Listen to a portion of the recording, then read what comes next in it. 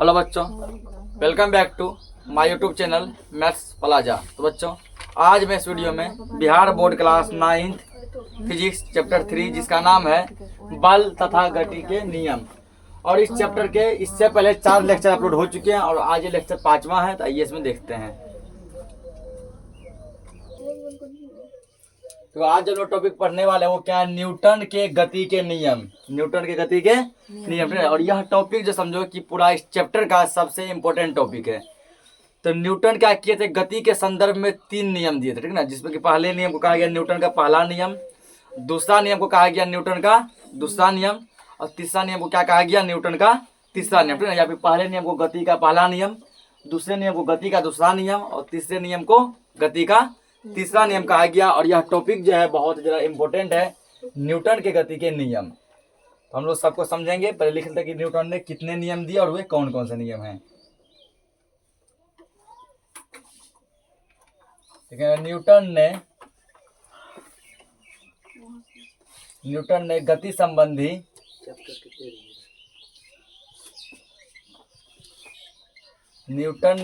गति संबंधी 3 नियम दिए हैं।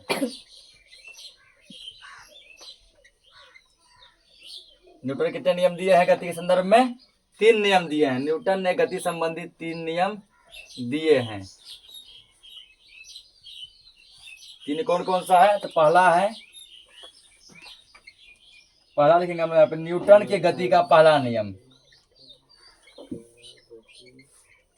न्यूटन के गति का पहला नियम।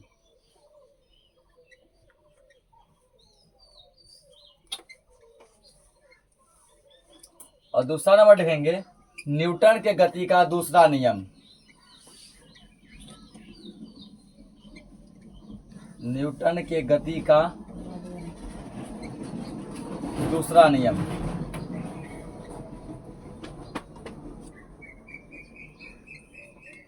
और तीसरा क्या लिखना है, न्यूटन के गति का तीसरा नियम। न्यूटन के गति का तीसरा नियम।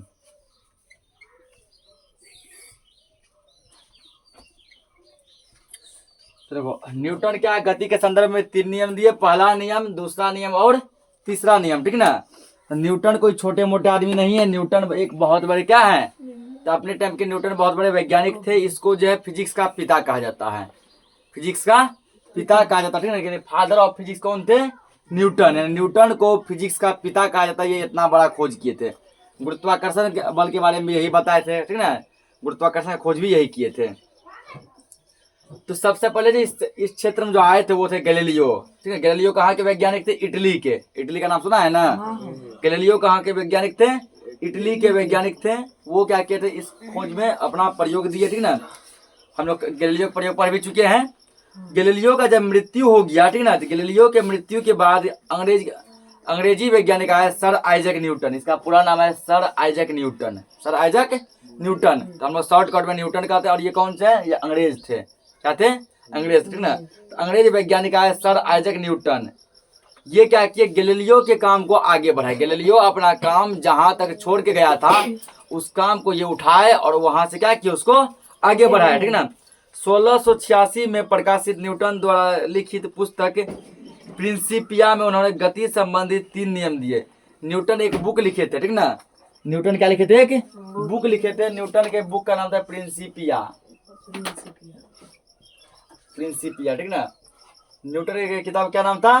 प्रिंसिपिया। और ये बुक कब लिखे थे? न्यूटन जो यह बुक 1686 में लिखे थे। कब लिखे थे? न्यूटन 1686 में एक बुक लिखे थे, जिस बुक का नाम क्या था? प्रिंसिपिया, ठीक ना। और इसी प्रिंसिपिया बुक में इन्होंने तीनों नियम के बारे में बताया था, पहला नियम, दूसरा नियम और तीसरा नियम, ठीक ना। अब हम लोग समझते हैं कि न्यूटन का ये पहला नियम जो है क्या, क्योंकि पहला नियम में बहुत सारे टॉपिक आते हैं। पहले हम लोग इसको अच्छा से डिस्कस करते हैं। तो पहला निकालेगा न्यूटन के प्रथम गति का नियम, या फिर इसको लिख सकता है गति का पहला नियम, या फिर लिख सकता है न्यूटन का पहला नियम, या लिख सकता है न्यूटन के गति का पहला नियम। तो जैसे भी लिखेगा कोई फर्क नहीं पड़ता, ठीक ना। तो ये देखो तो अब जो ये नियम जो है ठीक ना, ध्यान समझेंगे नियम क्या कहता है। तो दुनिया में देखो वो जब हम लोग वस्तु जो पढ़े थे तो वस्तु देखो क्या था, दो कंडीशन में रहता था। एक रहता था गति में और एक किस में रहता था, विराम में। विराम और गति पढ़े है ना, चैप्टर 2 का नाम है विराम और गति, ठीक ना। विराम और गति पढ़े कि वो कोई वस्तु दो कंडीशन में रहता है, या तो गति में या फिर विराम में। गति मतलब जब वो चलेगा तो गतिशील कहलाएगा, और जब वही वस्तु जब स्थिर रहेगा रुका हुआ रहेगा तो वो क्या कहलाएगा, विराम कहलाएगा, ठीक ना। तो न्यूटन का पहला नियम जो इसी संदर्भ में है, गति और विराम के नियम में, ठीक ना। इस नियम का कहना हुआ, यदि कोई चीज गतिशील है तो वो गतिशील ही रहेगी जब तक कि उस पर कोई बाहरी बल नहीं लगाया जाए, ठीक। या यदि कोई चीज विराम अवस्था में है तो विराम में ही रहेगी जब तक कि उस पर कोई बाहरी बल नहीं लगाया जाए। समझो कहने का मतलब है, यदि कोई चीज गतिशील है मतलब चल रही है ठीक ना, जब तक उसको धक्का देकर या फिर उसको ऐसे रोका नहीं जाए, हम लोग बाहरी बल, हम लोग क्या हुए बाहरी बल, जब तक बाहरी बल लगाकर उसको रोका नहीं जाए वो चलता रहेगा, वो जीवन भर कभी नहीं रुकेगा, ठीक है ना। या फिर जैसे मान चलो कि कोई गाड़ी यदि चल रही है, ठीक, तो हम लोग ब्रेक दबा के रोकते हैं, ठीक ना, तो ब्रेक हो गया बाहरी बल, ब्रेक को क्या हो गया, आराम से गाड़ी में गियर लगा वो अपने चल रहा है, ठीक ना। तो तब तक वो चलता रहेगा जब तक कि उस पर कोई बाहरी बल नहीं लगेगा ना, वो विराम अवस्था में नहीं आएगा, ठीक। अगर बोलेगा कि सर कहीं धक्का लगेगा गाड़ी रुक जाएगा, जिस चीज पे धक्का लगा वो बाहरी बल था, वो क्या था, बाहरी बल, ठीक ना। तो न्यूटन का पहला नियम यही कहता है, यदि कोई चीज गति में है वो तब तक गति में रहेगी जब तक कि उस पर कोई बाहरी बल नहीं लगे, ठीक ना। चाहे गाड़ी हो, एरोप्लेन, हवाई जहाज, ट्रेन, कुछ भी हो, सबको ब्रेक दबा के क्या किया जाता है, रोका जाता है। ब्रेक क्या हो गया, बाहरी बल। या जब ब्रेक फेल हो जाता है कहीं जाके, कोई पेड़ पौधा में, किसी के घर में, या कोई बड़ा सा, ठीक ना, चबूतरा में, वो जो धक्का देकर तब क्या करता, रुकता है, तो वो धक्का जिसमें लगा वो भी क्या था, बाहरी बल था, ठीक ना। या फिर जो हम क्या उसको पीछे से खींचे रोकने के लिए, वो क्या था, बाहरी बल था। या आ रहा है आगे से आगे, उधर धक्का मारे, आ रहा है उधर से उधर धक्का मारे, ये हम लोग क्या हो गए, बाहरी बल। ठीक, इसके विपरीत फिर बोला, यदि कोई चीज विराम अवस्था में है वो तब तक विराम में रहेगी जब तक कि उस पर कोई बाहरी बल नहीं लगाया जाए, ठीक ना। जैसे मान चलो यहाँ कोई कुर्सी है, कोई विराम में, हम लोग रुका हुआ है तो विराम में ही रहेगा जब तक कोई लड़का जो है या हम ही मान उसको उठाकर यहाँ से वहां नहीं लाएंगे तो वो गति में नहीं आएगा। जैसे उठाया आप तो गति करने लगा, गति मतलब क्या था, चलना, गति मतलब चलना। यहाँ से चला के यहाँ ले आए, ठीक ना, यहाँ चला क्या किए, यहाँ ले आए, तो हम लोग क्या हो गए, बाहरी बल। जैसे अभी देखो तुम लोग यहाँ बेंच डेस्क पे बैठा हुआ है, बैठा है ना, हमको मन हुआ कि इस बेंच को उठा के वहां रख दे, ठीक ना, तो जब तक कि इस पे बाहरी बल नहीं लगेगा ये बेंच यहाँ का यहीं रहेगा, ये जो हिलेगा तक नहीं, ठीक ना, ये कहाँ रहेगा, यहीं रहेगा। अब क्या हो गया, हम लोग 2-3 लड़का मिलके है ना बाहरी बल लगाया और बेंच को यहाँ से उठा के क्या किए, कहीं दूसरे जगह ट्रांसफर कर दिया। अगर मान चलो बाहरी बल नहीं लगेगा तो ये बेंच यहाँ पे स्थिर अवस्था में है, किस अवस्था में है, स्थिर विराम में है, ये विराम में ही रहेगा, कभी भी गति में नहीं आएगा। जैसे मान चलो कि घर का खिड़की अपने आप डोलने लगता, ठीक ना, खिड़की यदि इतना खुला हुआ है कि इतना पर ही खुला रहेगा जब तक कि बाहरी बल नहीं लगेगा, ठीक, वो मतलब विराम में ही रहेगा, ठीक ना। अब क्या होता है, हवा का बहुत तेज झोंका आया, इतना तेज झोंका आया कि खिड़की को हिला दिया, ठीक ना, खिड़की गति में आ गई, किसमें आ गया, गति में आ गया। तो हवा का तेज झोंका क्या था, बाहरी बल था। हवा का तेज झोंका क्या है, बाहरी बल, ठीक ना। तो पता चला कोई चीज गति में है तब तक गति में रहेगी जब तक बाहरी बल नहीं लगे, कोई चीज विराम अवस्था में है तब तक विराम में रहेगी जब तक कि इसमें कोई बाहरी बल नहीं लगे, ठीक है ना। यानी गतिशील चीजों को विराम में लाने के लिए, मतलब गतिशील चीजों को रोकने के लिए बाहरी बल चाहिए। फिर जो विराम चीजों को गति में लाने के लिए, मतलब जो रुका हुआ है उसको गति में लाने के लिए तब भी क्या चाहिए, बाहरी बल चाहिए, ठीक है ना। चलो इसका डेफिनेशन लिखते हैं अब।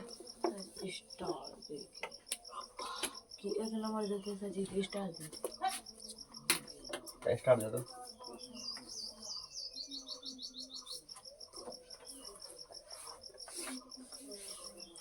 इस नियम के अनुसार, इस मतलब कौन सा, न्यूटन के गति के पहले नियम के अनुसार, ठीक ना, इस नियम के अनुसार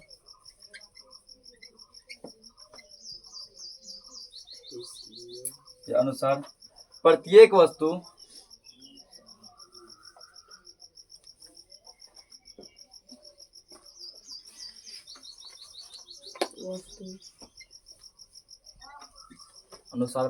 वस्तु विराम की अवस्था में विराम की अवस्था में। इस नियम के अनुसार प्रति वस्तु विराम की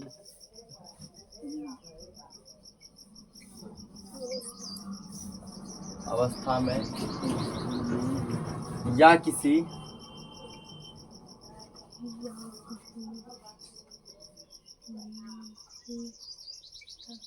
किसी सरल रेखा पर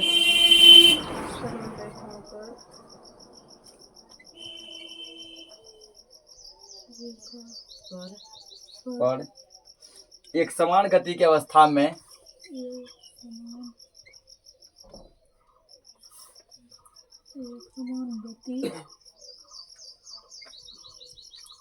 एक समान गति की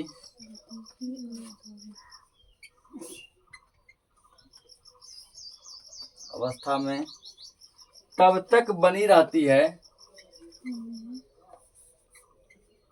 तब तक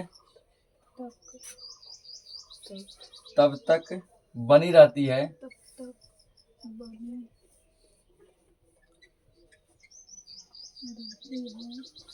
तब तक बनी रहती है जब तक कि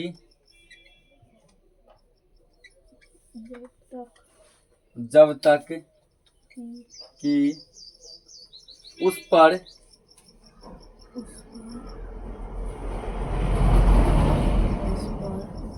पर किसी बाह्य बल, बुआ का हो हलंत, बाह्य मतलब बाहरी जो पता है, ठीक ना, बाह्य बल बाह्य बल का प्रयोग ना हो, बाह्य बल का प्रयोग न हो।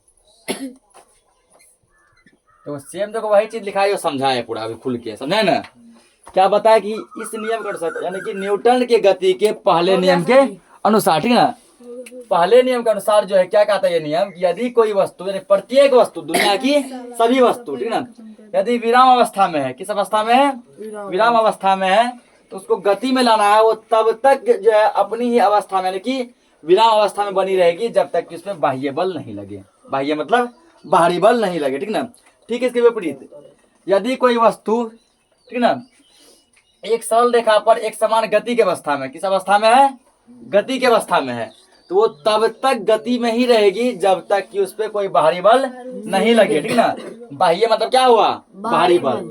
तो यदि विराम को लाना है गति में तो बाह्य बल चाहिए, और बाह्य फिर गति को लाना है विराम में तब भी क्या चाहिए, बाह्य बल चाहिए। और ये जो है एक दो वस्तु के लिए नहीं, बल्कि दुनिया की प्रत्येक वस्तु के लिए, ठीक ना, दुनिया के सभी वस्तु भी ये लागू होता है। तो अगर तुम लोग कोई पूछे कि न्यूटन के गति का पहला नियम क्या है, या न्यूटन का पहला नियम क्या है, या न्यूटन के प्रथम गति का नियम बताएं, या न्यूटन फर्स्ट लॉ बताओ, लॉ मतलब नियम, ठीक ना, कुछ नहीं बोलना है। बोला कि अपने भाषा में समझा सकता है कि दुनिया की सभी वस्तु, ठीक ना, कि दुनिया की सभी वस्तु यदि वो विराम अवस्था में है तो तब तक विराम में रहना चाहती है जब तक कि इसमें कोई बाहरी बल नहीं लगे, और यदि वो गतिशील अवस्था में है तब तक वो गतिशील अवस्था में रहना चाहती है जब तक कि उसमें कोई बाहरी बल नहीं लगे। तो इसको नोट करो।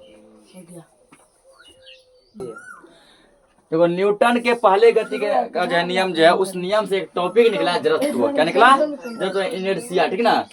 तो ये जो गति के पहले नियम से एक नया टॉपिक पनपा, एक नया टॉपिक जन्म लिया, जिस टॉपिक का क्या नाम है, जड़त्व यानी इनर्शिया। समझते हैं ये क्या है, ये न्यूटन की गति के पहले नियम से। हो सकता है तुमको पूछेगा कि जड़त्व की परिभाषा, ठीक ना, ध्यान सुना, ऑब्जेक्टिव में पूछेगा जड़त्व की परिभाषा न्यूटन के किस नियम से मिलता है। ऑप्शन देगा, पहला नियम, दूसरा नियम, तीसरा नियम, इनमें से कोई नहीं। क्या टिक करेंगे, पहला नियम, ठीक ना।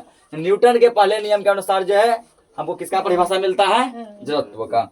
तो न्यूटन के गति के प्रथम नियम से स्पष्ट है कि कोई भी वस्तु अपनी अवस्था तब तक नहीं बदल सकती है जब तक कि उस पर बाहरी बल का प्रयोग नहीं कर सके। अब ये जस्ट पढ़े हैं कि कोई वस्तु अपना अवस्था चेंज नहीं करेगा जब तक बाहरी बल का प्रयोग नहीं होगा।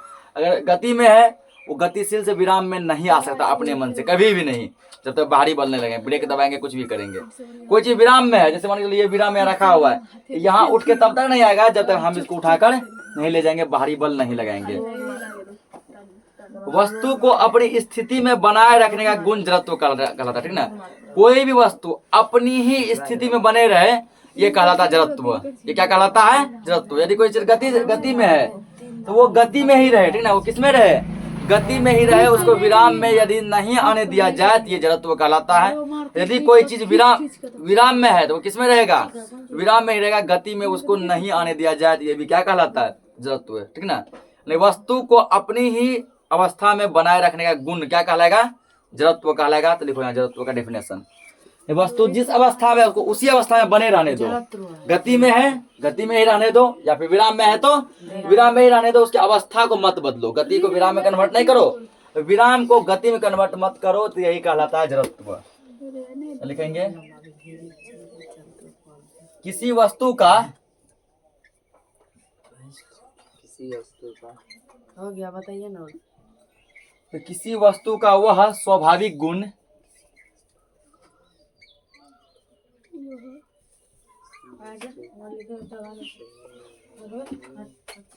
किसी वस्तु का वह स्वाभाविक गुण जिस गुण के कारण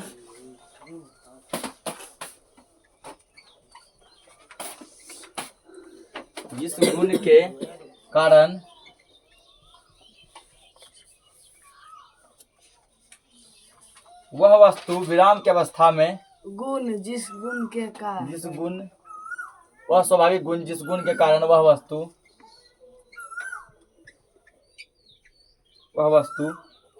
विराम की अवस्था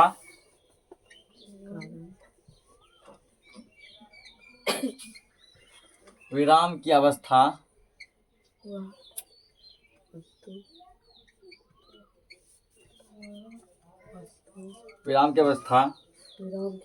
अथवा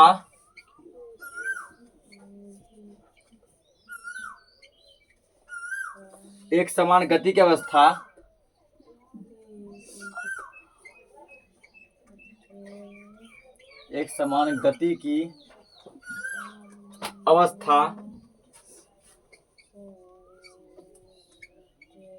अवस्था बनाए रखना चाहती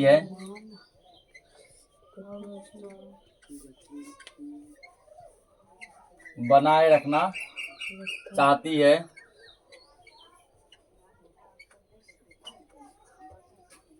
कोमा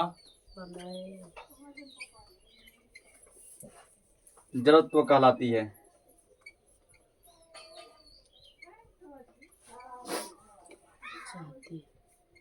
ये समझा दिए हैं, फिर समझ लो क्या लिखे हैं। किसी वस्तु का वह स्वाभाविक गुण जिस गुण के कारण वह वस्तु विराम की अवस्था अथवा एक समान गति की अवस्था बनाए रखना चाहती है। मतलब कि यदि विराम में है तो उसका मन है कि हम विराम में ही रहें, ठीक है ना। वो विराम में ही रहना चाहती है, गति में वो आना नहीं चाहती है।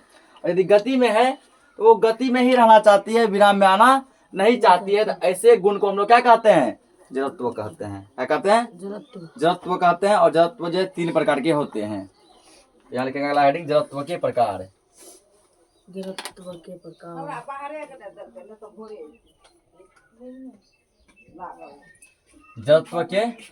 प्रकार, ठीक ना। जड़त्व के प्रकार। तो जड़त्व कितने प्रकार के होते हैं? 3 प्रकार के होते हैं। तो अगला हेडिंग क्या? जड़त्व के प्रकार, ठीक ना। तो जड़त्व लिखेंगे यहाँ पे कि जड़त्व 3 प्रकार के होते हैं। जड़त्व 3 प्रकार के होते हैं। कितने प्रकार के होते हैं? 3।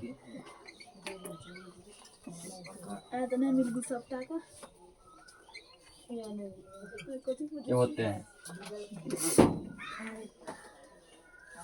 पहला जैसे हो गया, ठीक है ना, विराम जड़त्व। पहला क्या हो गया? विराम जड़त्व। तो दूसरा क्या है? दूसरा है गति जड़त्व। इसका प्रकार वही सब, गति जड़त्व। और तीसरा है दिशा जड़त्व।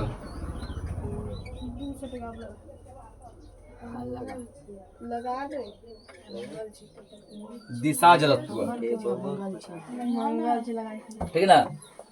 तो जड़त्व कितने प्रकार के होते हैं? 3। विराम जड़त्व, गति जड़त्व और दिशा जड़त्व। इसको नोट करो, आगे देखते हैं।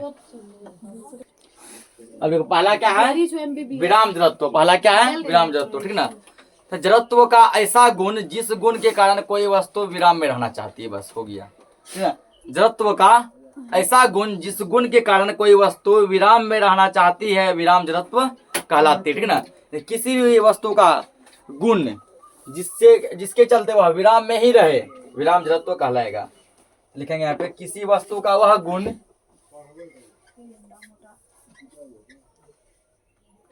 किसी वस्तु का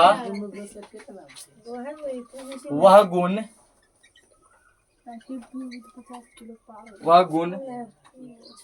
जिस गुण के कारण, हल्ला मत कीजिए, जिस गुण के कारण वह वस्तु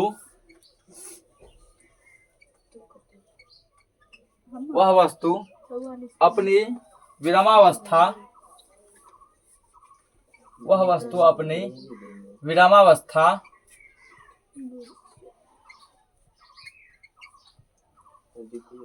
विरामावस्था बनाए रखना चाहती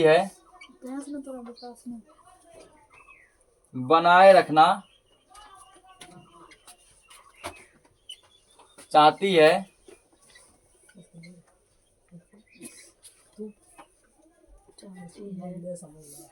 कोमा विराम जड़त्व कहलाती है, विराम जड़त्व कहलाती है।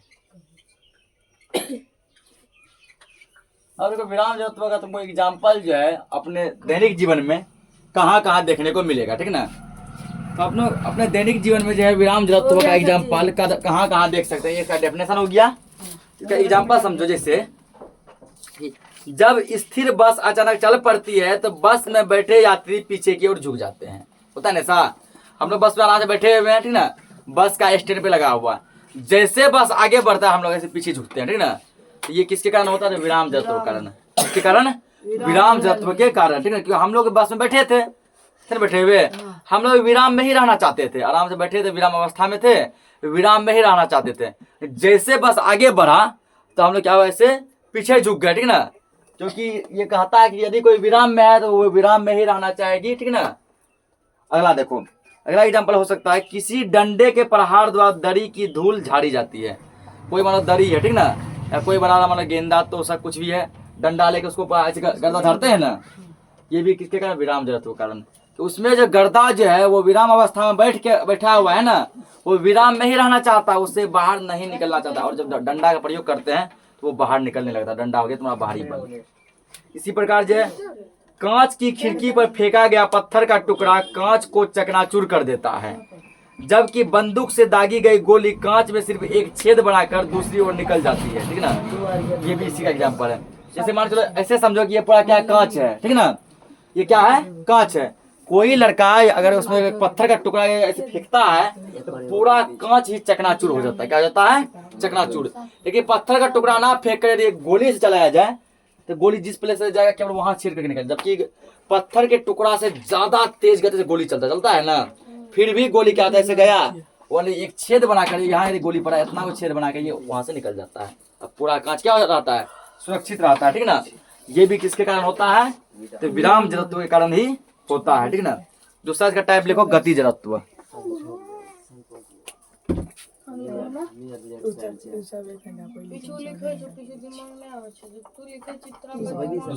दूसरा क्या है? गति जड़त्व। हल्ला मत कीजिए।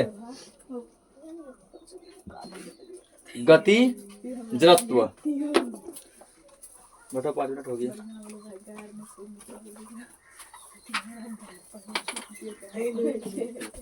तो यहाँ पे किसी वस्तु का वह गुण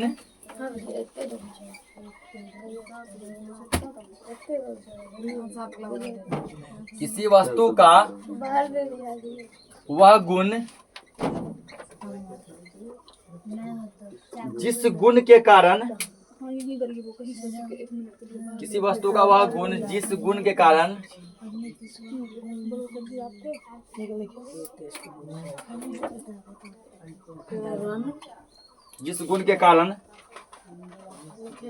वह वस्तु वह वस्तु एक समान गति की अवस्था में एक समान गति की अवस्था बनाए रखना चाहती है।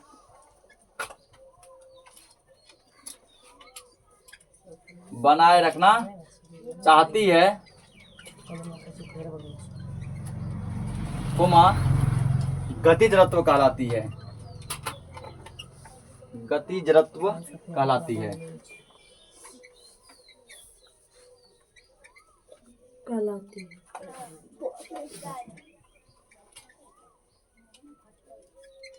कहलाती है, ठीक ना। इसमें क्या बोला, विराम जड़त्व में यदि कोई वस्तु विराम में है तो वो अपना विराम का ही अवस्था बनाए रखना चाहती है। जैसे बस का एग्जांपल दिया, हम लोग विराम में थे, विराम में ही रहना चाहते थे। बस जैसे आगे बढ़ने का प्रयास किया, यानी कि हमको गति में लाने का प्रयास किया, हम लोग पीछे झुक गए। इसमें क्या, कोई चीज यदि गति में है वो किस में रहना चाहती है, गति में ही रहना चाहती है, ठीक ना। इसका जैसे एग्जांपल देखो, जैसे है चलती हुई बस के अचानक रुकने पर यात्री आगे की ओर झुक जाता है, ठीक ना। तो जब बस चल रहा है, अचानक यदि ब्रेक लगता है, हम लोग ऐसे आगे झुक जाते हैं, झुकते हैं ना। कभी कभी तो इतना जोर से ब्रेक लगता है कि आगे सीट पे चोट भी लग जाता है, ठीक ना। तो ये क्या है, तो ये गति जड़त्व का एग्जाम्पल है। जबकि रुके हुए बस जब चलती है तो पीछे झुकते हैं, तो विराम जड़त्व। चलता हुआ बस जब ब्रेक लगाती है तो आगे झुकते हैं, गति जड़त्व। अगला क्या है, चलती बस से बाहर कूदना, क्या है, विराम जड़त्व का एग्जाम्पल है। यदि कोई चलते हुए बस से बाहर कूद जाता है, ये क्या है, बहुत खतरनाक है, ठीक ना। और ये विराम जड़त्व, सॉरी, गति जड़त्व का एग्जाम्पल। किसका एग्जाम्पल है, गति जड़त्व का। अगला क्या, बस की छत पर रखे सामान को रस्सी से बांधा जाता है। क्योंकि सामान क्या है, तो गतिशील अवस्था में है, ठीक ना। गतिशील अवस्था में आने के बाद हो सकता है कि सामान गिर जाए नीचे, ठीक ना। अचानक ब्रेक मारेगा ना तो सामान आगे फेंका जाएगा। तो हम इंसान जब ब्रेक मारने पर आगे चल जाते हैं, ठीक ना, और सामान क्या होगा, सीधा आगे से फेंका जाएगा। इसलिए क्या करता है, रस्सी से बांध दिया जाता है। ये भी गति जड़त्व का ही एग्जाम्पल है। तीसरा भी लिख लो आप, दिशा जड़त्व। दिशा क्या लिखना है, दिशा जड़त्व।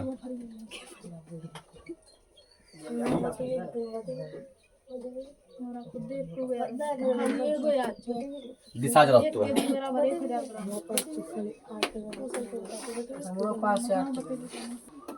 देखो आप क्या, दिशा जड़त्व, ठीक ना। क्या लिखेंगे, किसी वस्तु का वह गुण, अल्लाह मत करो, किसी वस्तु का वह गुण जिसके कारण, ये लास्ट है, लिखो जल्दी, जिसके कारण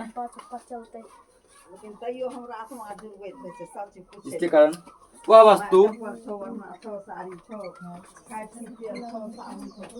वस्तु अपनी गति की दिशा बनाए रखना चाहती है। अपनी गति की दिशा, अपनी गति की दिशा बनाए रखना चाहती है।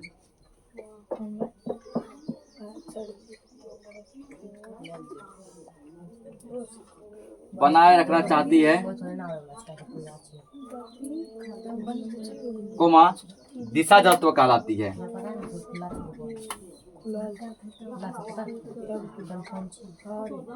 दिशा जड़त्व कहलाती है।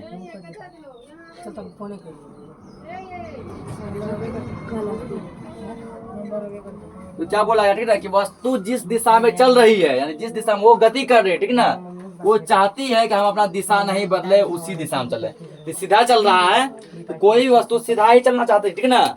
उसको लेफ्ट नहीं मोड़ो, राइट भी नहीं मोड़ो, वो हमेशा अपनी दिशा में ही चलना चाहती है। इसका एग्जाम्पल देखो, घूमती हुई साइकिल के पहिया में लगा कीचड़ स्पर्शीय रूप से बाहर उड़ता है।